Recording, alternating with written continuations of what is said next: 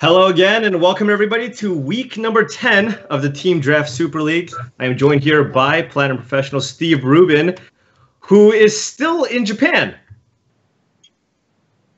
Yeah, I'm here sitting in Tokyo. Me and Mike Siggy are kind of walking around doing some tourism. You know, good part of the pro tour is sometimes you have to go to these awesome locations, and figured we'd stay for a week. Didn't know that we'd be doing the TDSL, but we're still in it. So, I mean, I'm a little jealous that you guys got to hang out in Japan for a little bit. Let's hopefully your internet is a little bit stable for this, because I hear you guys are just at a cafe or something.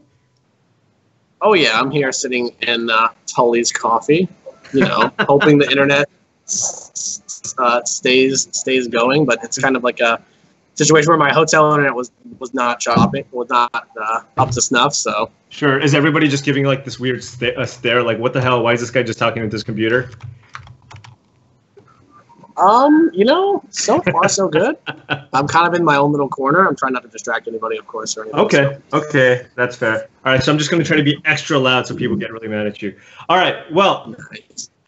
We are currently 1-1, Team Limited Resources versus Team Dem Boyz. That's correct. Yeah, I can't say like that with a straight face. Yeah, I know.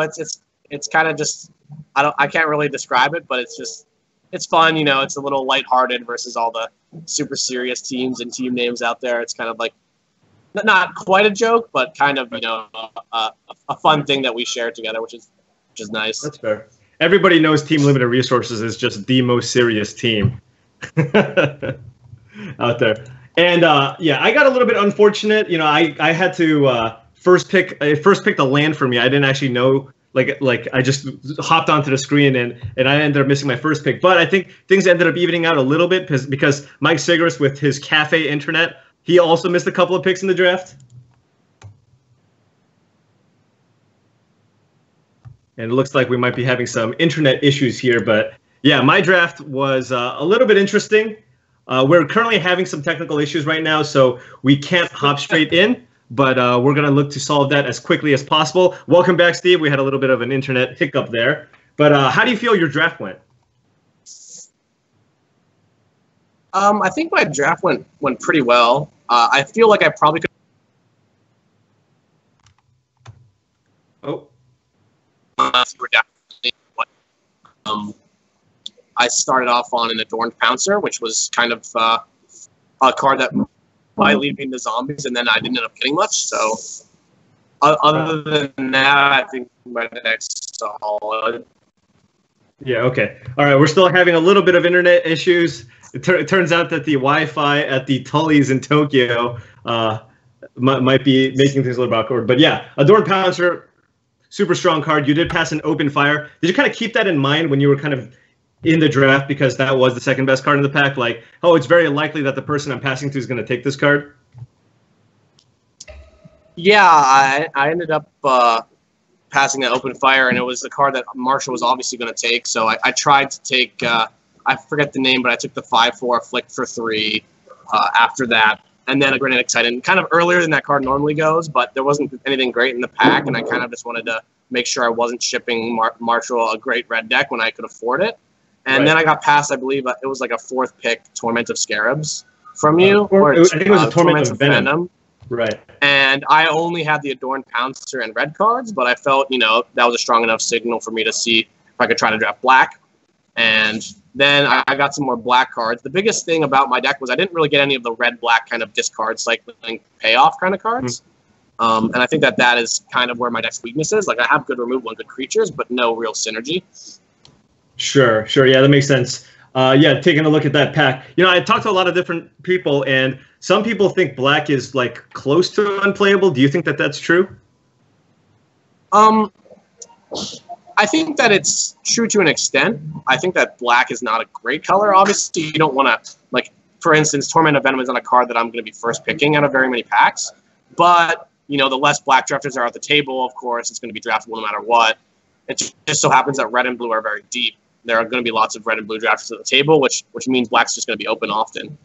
Yeah, and that is usually what ends up happening. You know, in a 6-man draft, it doesn't matter. If you're the only person drafting that one color, then you get to obviously reap the rewards. We've seen some pretty impressive black-white zombies deck, for example, because that was just the only person in the zombie archetype. Yeah, it gets to the point of the draft where you're getting past the late, like Torment of Venom is the best black common by a lot. It's actually just power level wise, probably one of the best commons in the set because it's it's not the kind of card that nobody wants to be in black. It's kind of a weird situation where you get the Pro Tour, but in a team draft, it's kind of a situation where I don't want to let the person to my left be the only black drafter, even if it's the worst color. I'd rather be at least fighting him for it, or being it myself, of course. Okay, that's fair. That's fair. Yeah, and then opening pack 2, you took kind of one of the key standard playouts in the format. Yeah, actually, what do you think about that pick? Now that you see it, I really wanted the open fire, but I felt as if the Kenra is just so powerful that I don't want to pass it. Yeah. I mean, it seems like a great aggressive card, and oftentimes, especially in these like team drafts where people are trying to cut each other, games go kind of long. Mm-hmm. So the Eternalize is also super powerful there too. But, that does seem close. Drops at the time. Yeah. All right. I'm glad to hear that because I really wasn't sure about that pick. It seems kind of close to me, but I think that just the ability to grind out a game. The games are a little bit slower, of course, in the team draft when people have less playable. So having a card like that to just come back and win you the game is a pretty big game, I suppose. Yeah. I mean, it definitely makes sense. But the thing is, you shouldn't keep any opinions I have shouldn't really matter because now I officially work for Wizards R&D, so my skill is already just.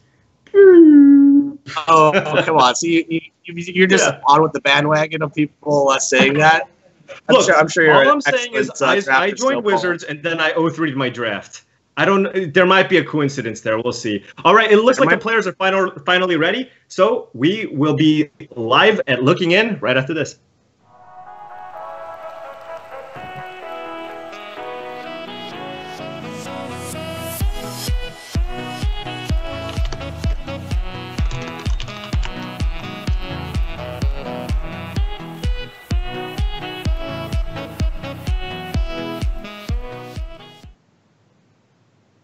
All right. Welcome, everybody. We are looking at Marshall Sutcliffe of Team Limited Resources going up against Alex Hayne's blue-red deck here. And it looks like we are still in game... No, this can't be game 1. We are currently game 2, maybe? I think it should be game 1. It should be game 1, the other match. Okay, so they were waiting. Okay, so Marshall has drafted a spicy number. And this is kind of just the deck that I assumed he was going to draft, just like the classic Ben Stark strategy of cut everything that I can and just take all the mana fixing. Yeah, I mean, it looks like he actually ended up with a lot of powerful cards. In this game in particular, it looks like he doesn't really have any relevant spells to play on the first 3 turns of the game. So if Alex what are you talking about? Traveler's Amulet? Find a land or two to... Yeah, Traveler's Amulet, he can maybe scry with the... I don't actually know what that card is called. Is it Reason to Believe? That is a Reason to Believe. But Alex drew another 2-drop, so it's going to be a decent amount of pressure here from Alex. See if Marshall can draw a 3 or a 4-drop to kind of do something on the board here. Right. Alex's deck looks pretty great. It just looks like just a straight-up blue-red, just a classic blue-red tempo deck.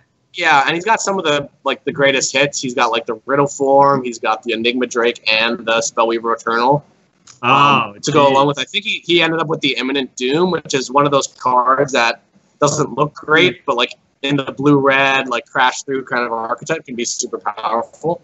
So did he get the Bloodwater Entity too? Looks like. Yeah, he has the Bloodwater Entity. He has both the blue-red cards. Yeah, okay, so he might have been passing to me. So in that pack there was an open fire and a Bloodwater Entity, and I was like, he's passing to me, and I think he might be in red, but I wasn't sure. But I was like, I'm gonna take the open fire because it's just I think most of the time the better card, and also just so much less likely that he's exactly blue and red. But I guess I just shipped a great card anyways. Yeah, it's tough to get a read on both the colors of the person to your right all the time. So it makes sense that you would chip it there. And looks like Marshall on turn 3 is actually just going to fire off a Reason. He's going to be able to at least consign one of these 2 threats and kind of Unfortunately, we can't. Can we get the scry? Can we get the chat for the scry? Yeah, it was to see what he did with that. Yeah. But it looks like Alex drew another 2-drop. Dude, Alex, chill out, man. Just, you know what, Alex? Why don't you just take a turn off? You really need to draw your lands. Just put a cartouche on your creature. That seems like the best play to me. You get to give your creature flying. You get to draw a card. He doesn't have the deck list yet, and here into the TDSL, this first match is just a pure match. You know, you don't actually know exactly what's in your opponent's deck, and we'll see if that comes into play here at all. But Alex is kind of thinking on his first main phase, so maybe he might be thinking about just jamming a crash through. You know, if he ends up drawing a land, it's really, really good for him. And at some point, he's going to need probably a 3rd or 4th land. Yeah.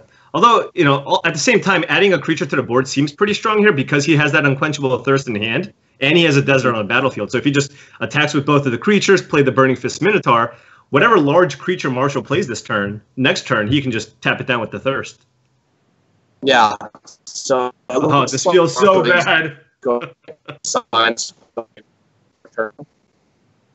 Yeah, but Alex is getting gummed up. You know, he's got 7 spells in his hand, so it's going to be tough for him if he doesn't draw any more lands. But we'll see if what he scryed. Looks like he definitely didn't scry that to the top. So looks like he probably bottomed all 3, which is unfortunate. It's interesting that he opted to play. And it looks like he's going to just. Yeah. Would you have played the Burning Fist Minotaur there? It's possible that he's thinking about on the next turn he's going to play a crash through and he wants the prowess damage. And if Marshall does play a big creature, he can just lock it down like with an Unquenchable Thirst. That way, he's getting the extra damage and prowess. And I think he also really wants to get the cartouche down, and he would like to do that probably on the prowess creature. But I think that it is a close decision. Ooh. Alex also comes into play how many islands and mountains he has. Do you like this draw too by Alex? Hieroglyph Illumination. Lands. Do you like keeping the Supreme Will up here? This line? I think it's pretty solid. Like, he knows that Marshall's really on the back foot here. And he might get punished by this final reward, you know. Marshall doesn't really have a reason to play the Matriarch. Oh, well. Okay, looks like he is going to play the Matriarch. I mean, it does block reasonably well. Looks like Alex is just going to counter it anyway because it's just anything. Yeah, he's got enough spells in his hand to push through the rest of the damage. Yeah. Getting that extra point of damage. I mean, this blue-red deck, most blue-red decks in the past used to be super defensive, but that's not the current version of blue-red, right?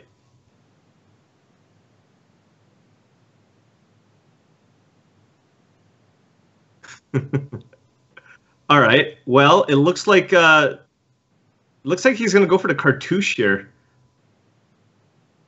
But you know, I would have guessed that he would have gone for the crash through instead because it still cycles, and if he doesn't draw a land, he can still play the Burning Fist Minotaur or the cartouche. We're getting some of that Wi-Fi lag here. So did he draw a land here? Nope.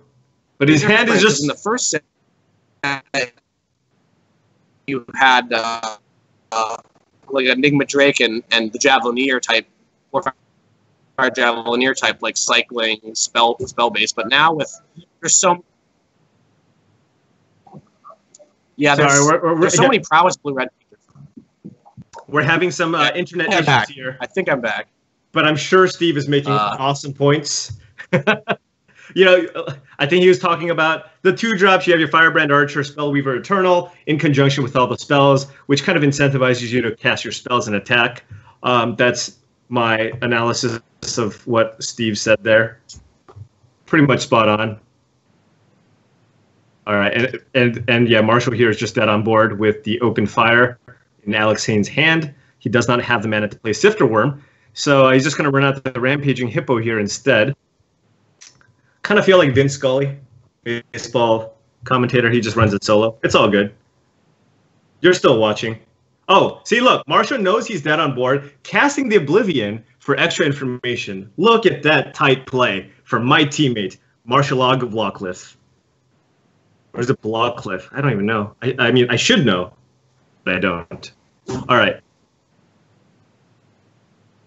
Alex Hayne probably going to be discarding some vanilla creatures here as you don't want to show your spells, as they do not have access to the deck lists. There seems to be a typo here. It says team wins 1 to Dem Boyz to 0 for LR, and I just can't believe that. It looks like Siggy won off the back of God Pharaoh's gift, which is totally unfair. No justice and all those other things. All right, people correcting me. Marshall Blockcliff. Okay, well, it's okay. You know what? Back against the wall. We got this. We got this. All of you guys saw the PV comeback, right? Mold the 5, mold the 5, mold the 5, reverse sweep. That's just us. That's just us. We're going to be down 0-4, and then we're going to just win it all. It's going to be easy. All right, taking a look at Hayne's deck. Holy cow. Hey, Paul, deck is Randy absurd. Here. Who passed that deck? Here. Kenji. I blame Kenji. No, I was passing to you, right, Steve? You got Randy now. Oh, definitely. Subbing in because of Steve's internet. And yeah, there's your first look at Hayne's deck list. Pretty solid little red-blue, huh? Yeah, So in my pack that I opened, there was an Enigma Drake and an On-Crop Crasher, neither of them tabled. I was like, all right, do either of you guys have those cards? And they both told me no. So I was just like, all right, there's definitely a good blue-red deck. He also got an insult to injury. I'm assuming he opened this. I think so. Oh. TRGR, man. TRGR. Yeah, look, Marshall's the one with the Miriarch, the Locust God. Marshall's deck is fine here, right? Yeah, but he got those cards passed. He was trying to draft like team draft style, and just take all the good cards into fixing. I knew he was going to go 4-color green, by the way, because he's been going 4-color green when going 4-color green wasn't even a thing. And now it's actually viable, so I was just like, yeah, Marshall's just going to first pick Oasis Ritualist. I just knew it. You gotta have one of those on a team draft. I like actually having the one sort of disruptive 4 or 5 color player. Yeah. It's just really weird when like a bunch of people start trying to do that thing. Oh, sure. Fighting for 5 colors. It makes it a little weaker. All right. You guys need to win here, Paul. Marshall! 3 games, 3 losses. It's time to put a W on the board, Paul. We need a Bird of Paradise. Can we get a Bird of Paradise? I mean, look, they have so many more pro points than us. We need some kind of edge. Like a rainbow lantern. Put that card in the set. I know. Why did you not put Bird of Paradise into the set, Paul? It's on you. It's my fault. Of course, it's my fault. God. Welcome to my world. Unreal. What's really funny is in testing, in R&D, I actually lost to a card that just came out. Like instead of any of the new cards, I was just playing against a deck. And I played a Verter Scarehulk, and I made 3 5 toughness creatures. Okay. And then my opponent untapped and just played Hour of Devastation. I was like, oh, right, that card.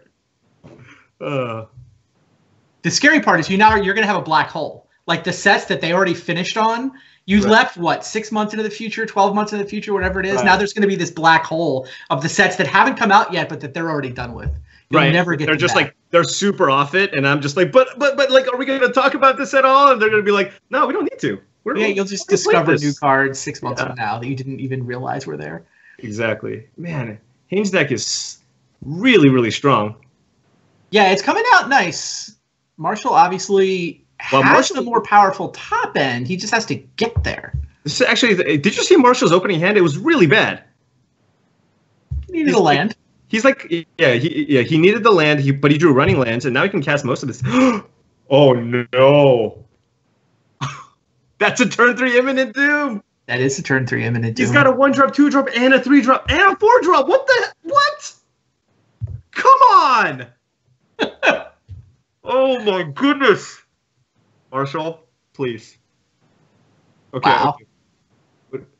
I don't even think he can attack. I think he needs the Harrier Naga to tap for blue mana. Oh God, we can't even. Oh, our mana base. He can draw 2 cards though. Isn't that fun? Drawing cards is good, right? I mean, I like drawing cards too, but this is. Oh no! Oh yeah. Oh jeez. Alex is gonna just he gets to eat the Naga for free. Trigger. He's going to go Cartouche of Zeal, Firebrand Archer, kill your Naga. Then next turn he's going to kill a 3-drop, then a 4. Oh. It's not like the Naga was going to get to block anyway, right? I guess you're right. You're just in permanent not like this pose. Oh, no. Okay. This is the best Imminent Doom I've ever seen. Also, the only Imminent Doom. Don't you just, trigger it twice a turn? That's what it's supposed to do. Trigger it twice a turn and kill everything. That seems fair for 3 mana. That's the thing. He's already gotten his value now. Like, the Imminent Doom's eating a 3/3. Like, anything else is just gravy. Fair. All right, just, you know what? Majestic Myriarch. Or is it Myriarch? I don't know.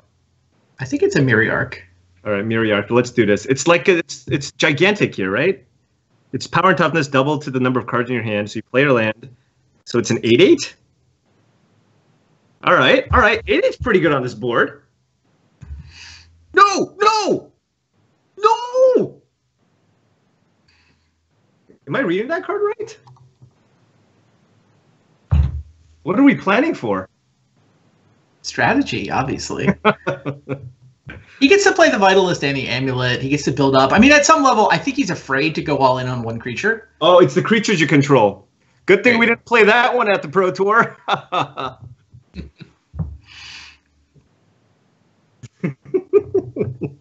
Sorry, I thought it was cards in hand for some reason. I like Feral Prowler on this board. That's a solid turn. Yeah, pretty good. But I mean, Feral Prowler is going to die to Imminent Doom, of course. Yeah. And he hit it. The card. Although the Enigma Drake, not really great here, not a lot. Actually, maybe Hayne just doesn't have a ton of spells for like the Enigma Drake. Maybe it's not as scary as it looks. But I mean, we're just Dobbs here. It doesn't Turn 3, Imminent Doom. It's now turn 5, and he's triggered it 3 times. Insane. And he's got the Magmaroth. He just needs to find a land. Ooh, okay. we got some action here. We got the open fire, so we can fetch for mountain. Open fire, and no, we can't Blur Blades as well. Yeah, you got to do multiple things a turn to get back into this. We bounce the Imminent Doom. Reset. Funny. I mean, no matter what, he should use that amulet because he's missing a land drop this turn. So he should just like fetch a land to play the land for turn, right? Because he's got the Survivor's Encampment to tap for any color of mana.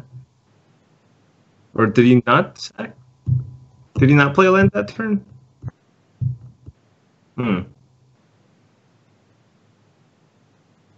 Yeah, he could have tapped Forest, fetch a land, like a mountain, and then play it, I think. Right. I mean, this board looks like it only has the 3 for open fire, but if he gets another land, he's still at 3. All right. Hey, well, no combat trick out of Hayne's hand, so we can actually just block the Firebrand Archer and then just go for the open fire on the Scrapper. That's not bad. Risky, but you do what you got to do. Yeah, I mean, you're at 13, and yeah, just got to go for it.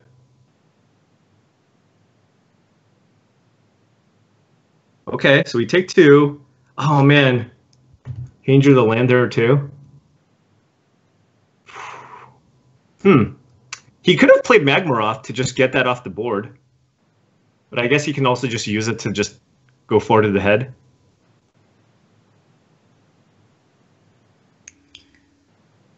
Okay. I mean, the board's pretty empty now. Like, let's say he plays Magmaroth here. That's 4 damage to Marshall. Marshall can, like, use the Traveler's Amulet, final reward the Magmaroth, so it's not going to be too bad. Oh, okay. He's just holding on to it as a removal spell. That makes sense. Oh god, this feels so bad because if Marshall fetched the land the turn before, I guess his draw would have been different. But had he drawn land, he could have played 2 spells. But now because he doesn't have 2 land drops this turn, he can't go Blur Blades and final reward, which is unfortunate. This is such a tough board he has to stabilize and pull ahead on this board through an Imminent Doom. I'm not sure all that many of Marshall's decisions actually matter. Yeah, I mean, Marshall's effectively at 7 here, right? With Magmaroth. Yeah, this is rough. I mean, Wow, that imminent doom's triggered. How many? 4 times? It's going to trigger 4 times this game. Yup. Oh, feels bad, man. Kenji calling for a sifter worm off the top. That would be great. That's how we get back into like some other 7 drop. Oh, Supreme Will. Oh, come on! All right. I've had enough. But I'm calling it right now. It's the reverse sweep. This is just, sweep. Reverse sweep. How many are you gonna next go time down? he's going to draw this imminent doom, it's going to be like turn 7. He's going to have an empty hand, and he's going to deserve it. Reverse sweep from 04 or from 02? Yeah, we're gonna 04. We're gonna 04. We're gonna 04 and then come all the way back. That's right. All right, you've called it. Noted. Yeah.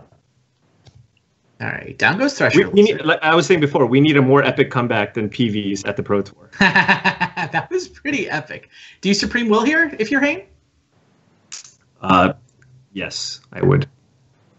Because I mean, now you're putting Marshall down to 5. Yeah. And the Magmaroth puts him down to 1. Yeah, you can get the prowess trigger for your trouble. Right. Yeah, it's just really, really tough to come back from this spot. I mean, the thing is, he did see the Supreme Will game 1, so he could have gone for the main phase if his plan was the final reward no matter what. I don't know if there's like a bigger creature you wanted to kill. You have to just kill. Yeah, you have to just kill. I mean, like no matter what, like Marshall was probably in a really tough spot here anyways. Yeah. But, yeah. Manalith doesn't seem like it's going to help. No. Yeah, I think Marshall's basically just dead here with given the Magmaroth. Like he can play a Blur Blades and bounce something. And then, he can play to stay alive versus the board, but we can see Hayne's hand. Right. Yeah, if he just taps out to play like a Miriarch and keeps up either Blur Blades or Consign, what can Hayne do? I mean, Hayne can try to play Cartouche of Zeal, but I guess Marshall can respond with the Consign. But then the Miriarch is basically just going to be chump blocking the Nimble Blade Kenra, assuming Hayne puts it on the Thresher Lizard.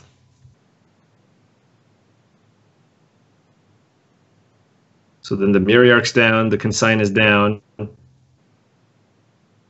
Oh, and then we have Oblivion for Magmaroth and Enigma Drake. So I'm just trying So you're not dead yet. I'm trying to think like best case scenarios here. Right. And that involves like playing the Miriarch, Alex going for the Cartouche, on a creature, and then like Marshall bouncing that creature. Oh god.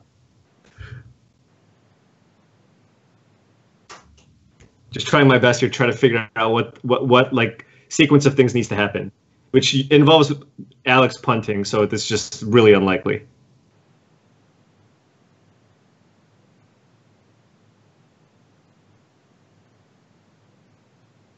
Yeah, that ability not relevant here because empty board. Oh god! Oh, I've seen enough.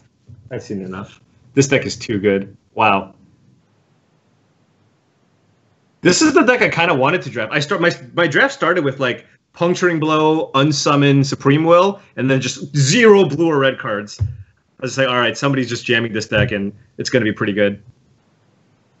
Miriarch is hoping to trade for a Thresher Lizard. That's the world we're in. Here. Yeah. Yeah. All right. And then now, can you Bloodwater anything right now, or do you want to can you play 2 threats in a turn? I'm just trying to figure out what the best thing for Hayne to be doing is. I think he wants to hold that Magmaroth. I'm not sure. He does have the Cartouche here, though. Right. Yeah. Okay, that's good. Interesting. Yeah. Just the name of the Yeah, so he's going for the 1/4 evasion creature here because all he needs to do is 1 damage to Marshall. And the flyer is the best thing to do. The Bloodwater entity gives you a little more utility in the late game. So yeah, he's just trying to hit Marshall down once. Marshall did find an Aven Initiate, which actually is decent on this board because you can just block the Enigma Drake, keep up Blur Blades, and make it so that even if Alex has some kind of spell to pump it up 1 power, it still will be down to 1. So the Aven Initiate would actually eat the Enigma Drake. There's no spell, though. What's he doing here? We're still looking. Oh, wait, Sifter Worm into Locust God. That's our out. No problem. Easy game. Who passed this deck to Hayne? I believe it was Marshall did. It was at Marshall. It was me into Steve, into somebody, into Marshall. You into Steve, into Marshall, into Hayne, into Kenji, into Siggy. So Marshall was passing to Hayne. Yeah. All right. Looks like you cut the wrong cards. Just kidding, Marshall. It sounds like Steve actually cut Marshall really well. He passed him the turn 2 open fire and then cut red. Got Marshall out. I mean, Marshall kind of didn't really give up until the end, until he got the Locust God, and then he went more blue-green. But sure. Yeah, no spell to head to the graveyard to make Enigma Drake bigger, but Cartouche of Knowledge will get the job done. Yeah. So Andy found a crash through. Oh, that's so brutal. Oh, that's so good. Oh, just 3/5 Trampler. That's gonna be. Oh no, it's not gonna be enough. But now the Enigma Drake is gonna have 2 power no matter what. Marshall has to chump here. Yep. Just stay alive. He's going for the Blur of Blades, and then is he going to just take the 2? He could. Like, this is such a feel bad block. I think Marshall's best play is to just take it and hope Hayne doesn't have a 4-drop. Yep. Yeah, it's reasonable here. Yeah, I mean, of course we don't know, and we're very dead now. Yeah. Does Manalith save you? No? No, but you get to maximize your mana efficiency. You get to go out with style. Look, but he didn't play this land to play around Censor. So loose. No, I'm just kidding.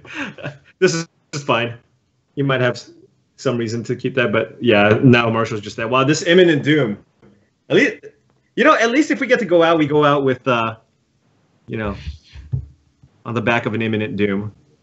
There you go. Alexander Hayne saved the 4-drop, got Marshall down below 4. Imminent Doom for the win. Wow. His deck is so good. Does look pretty good. Siggy's deck kind of showed Kenji both sides of his hand, too. The quick 2-0 for Dem Boyz. You got some work to do, Paul. But that you haven't been down to play yet. I haven't. You put up your typical 3-0, and you guys will be fine. Yeah, my typical 3-0 against just triple platinum Pro Tour champions and Player of the Year. Yeah, this is no big deal. We got this. I think we still got some Magic to watch. We still got some Magic to play.